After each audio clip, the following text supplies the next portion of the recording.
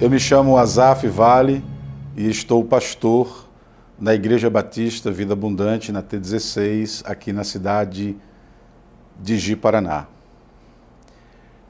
Me reporto a vocês aqui agora para ler um texto da Escritura Sagrada e trazer o seguinte tema: uma igreja, uma comunidade terapêutica. O texto de Paulo escrevendo aos Gálatas, a igreja que estava na região da Galácia, diz assim no capítulo 6, o verso 1 a seguir: Meus irmãos, se alguém entre vós é surpreendido em alguma falta, os que dentre vós estão no espírito, corrige-o com espírito humilde. E tereis cuidado, não seja que vós também sejais tentados. Suportai as cargas uns dos outros, porque desta maneira cumprireis a lei do Cristo. Mas se alguém estima que é algo, nada sendo, engana-se a si mesmo. Assim que cada um examine sua obra, e então poderá se orgulhar de si mesmo, e não acerca de outros. Finalizando, o verso 5, ele diz: porque cada um levará sua própria carga.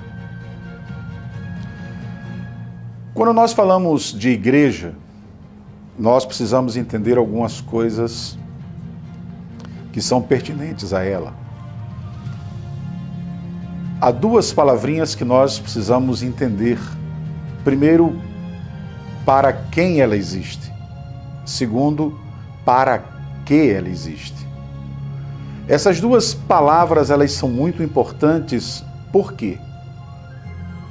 Porque elas definem o que é a igreja, para quem ela existe e para que ela existe.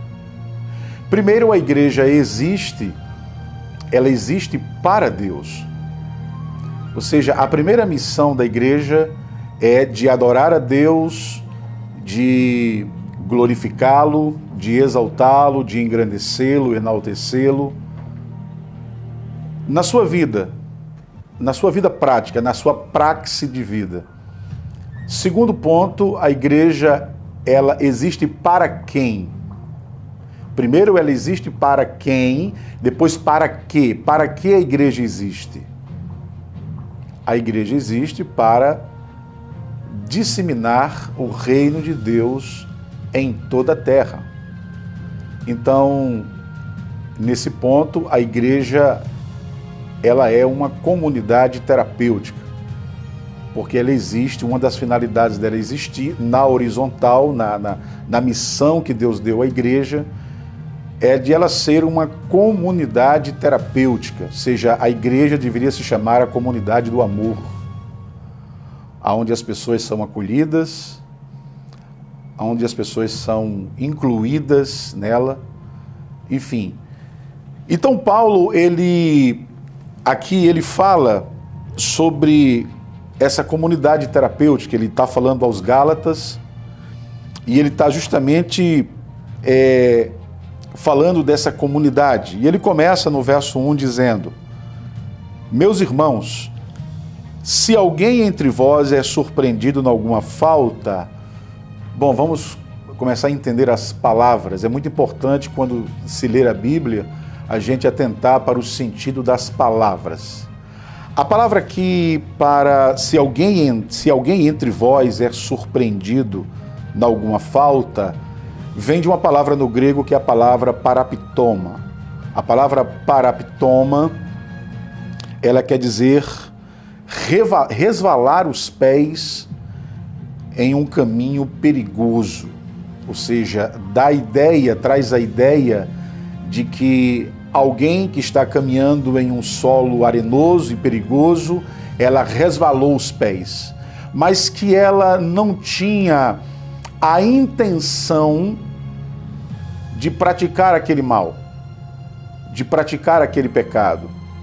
Então, a ideia é de que antes da ação ela não tinha a intenção de fazê-lo, mas, por algum motivo, ela resvalou os seus pés. Essa é a ideia que Paulo está trazendo aqui nesse texto. Então ele diz, os que dentre vós estão no Espírito, corrige-o. Veja, a quem Paulo diz para corrigir esses irmãos faltosos? Ele confia a pessoas que são espirituais. Pessoas que já nasceram de novo, pessoas que andam no Espírito, pessoas que se compadecem das outras, pessoas que exercem misericórdia no seu coração, são características de pessoas que são espirituais. Então, quem deve cuidar dos faltosos na comunidade? Daqueles que resvalam os seus pés? Justamente os espirituais. Depois Paulo usa uma palavra aqui que é a palavra corrige-o com espírito humilde, em algumas outras traduções, com espírito de brandura. A palavra corrige-o aqui vem da palavra grega praotes. E é muito interessante que entendamos essa palavra, porque a palavra praotes era usado na medicina antiga para encanar um osso fraturado, ou seja, um osso que se deslocava. E é essa justamente a ideia aqui do texto. Nós existimos como uma comunidade terapêutica para encanarmos os ossos fraturados. Daquelas pessoas que por um motivo ou por outro se decepcionaram com a comunidade e elas se distanciaram. Então a igreja existe para trazê-las, para acolhê-las, para encanar esse osso que foi fraturado. Sim, porque Paulo, ele coloca a igreja em um determinado momento, aqui nas cartas, como um corpo. E se um membro desse corpo está enfermo, logo todo o corpo também enferma. Por isso que a igreja é uma comunidade terapêutica, ela existe para curar as pessoas. Depois ele diz assim, e tereis cuidado, não seja que vós também sejais tentados. Do que é que Paulo está falando?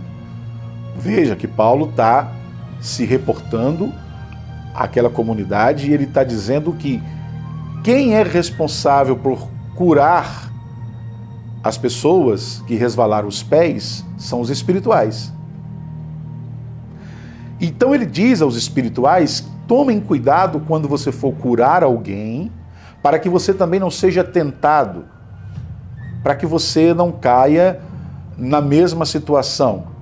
E aqui também há outra coisa interessante, é que nós, os espirituais, aquelas pessoas que são constituídas para encanar o osso fraturado, para trazer de volta aquela pessoa que por um motivo ou por outro se afastou da igreja, essa pessoa que é confiada a vida dessa pessoa que resvalou os pés, ela não pode de maneira nenhuma tripudiar em cima do pecado do outro. Os espirituais não existem para isso, mas eles existem para curar, restaurar. A ideia de praotes, corrige-o aqui no texto, também tem essa ideia de restauração, de restaurar. Então, a comunidade terapêutica, ela existe para curar as pessoas. Muito bem, no verso de número 2, ele diz assim, suportai as cargas uns dos outros. A palavra suportai as cargas vem da palavra grega koinonel. Koinonel dá a ideia de participantes. Alguém que participa dos sofrimentos dos outros. Alguém que está junto para levar a carga do outro. Alguém que existe para dizer assim para o outro, cara, tá pesado, mas eu estou aqui para te ajudar.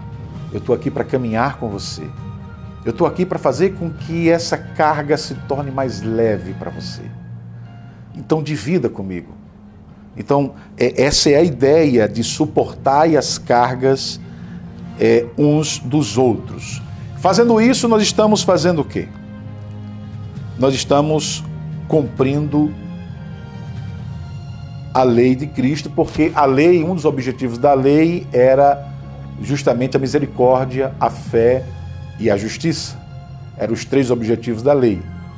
Quando a Bíblia diz que Cristo é o fim da lei, Paulo diz isso em Romanos capítulo 10, é necessário que entendamos. Paulo não é o fim da lei no sentido de finish, como aparecia nos filmes antigamente. Quem já está aí com os seus meio século de vida, sabe muito bem do que eu estou falando. Nos filmes antigamente, nos finais dos filmes, aparecia the end, ou seja, final, acabou, ponto final. Bom, quando Paulo diz em Romanos capítulo 10 que o fim da lei é Cristo, não é fim de the end, não é fim de ponto final, de finish, não. É fim no sentido de finalidade, de objetividade, de propósito. Sim, porque a palavra grega que Paulo está usando para fim é a palavra telos, que quer dizer objetividade, objetivo, propósito e finalidade. Então, o fim da lei é Cristo nesse sentido, que Cristo é a finalidade da lei. Ou seja, a lei apontava para Cristo. E aqui eu me reporto a você como igreja. Temos sido, de fato, essa comunidade terapêutica, onde temos a consciência de que existimos para o outro, para ajudar, para abençoar, para levar as cargas uns dos outros. Paulo continua ainda, e no verso 3 ele diz: mas se alguém estima que é algo, nada sendo, engana-se a si mesmo. Aqui tem a ideia de enganar a própria mente, que vem de uma palavra grega que é fenapatal, ou seja, que quer dizer enganar a própria mente. Ou seja, o que Paulo está dizendo é: você não deve se autoestimar. Você não deve achar que é melhor do que o outro. Não. Inclusive, em outro texto das Escrituras, aqui nas cartas que Paulo escreve, ele diz que temos que ter cada um superior a si mesmo. Ter os outros superiores a você mesmo. E essa é uma ideia de submissão e de humilhação, de ser alguém humilde. Então ele continua dizendo, verso 4, assim que cada um examine sua obra e então poderá se orgulhar acerca de si mesmo e não acerca de outros. Paulo está falando aos espirituais, aqueles que foram constituídos para cuidar dos faltosos. Então ele está dando advertências a esses irmãos chamados espirituais, que foram constituídos para curar a vida das pessoas, para que eles examinassem as suas obras, a sua praxis, a sua forma de vida, o seu modus vivendi, seu modus operandi, e que eles não se orgulhassem das obras dos outros, mas que olhasse para si mesmo e fizesse uma autoavaliação. Quem eu estou sendo? Quem eu estou me tornando? Quem eu sou no projeto de Deus? E aqui eu me reporto mais uma vez a você para lhe perguntar: quando você se olha no espelho, quem você vê? Você vê alguém que está inserido no projeto de Deus? Alguém que Deus planejou de fato para que você fosse? Ou para que você fosse se tornando? O verso 5, ele encerra falando sobre essa comunidade terapêutica, dizendo o seguinte: porque cada um levará a sua própria carga. Parece uma aparente contradição entre os versos 2 e o 5, porque no 2 ele está dizendo, suportai as cargas uns dos outros. No 5 ele está dizendo, porque cada um levará a sua própria carga. Será que Paulo está se contradizendo? Não. Definitivamente não. Paulo não está se contradizendo.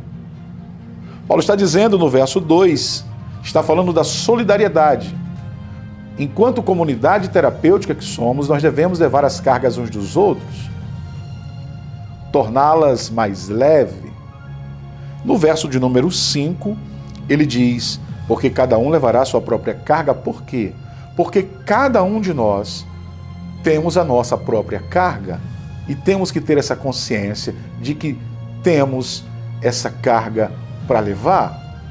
Agora, no verso 2, é dever da igreja, dessa comunidade terapêutica que existe para curar, levar essa carga do outro, ou ajudar a levar essa carga.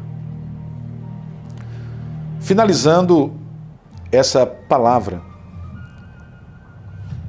Deus constituiu você como uma comunidade terapêutica para curar, abençoar e tornar mais leve a vida do outro. Que Deus nos abençoe, que Deus abençoe a sua vida, a sua casa, que Deus abençoe seu ministério. Fiquem todos na paz, no nome de Jesus.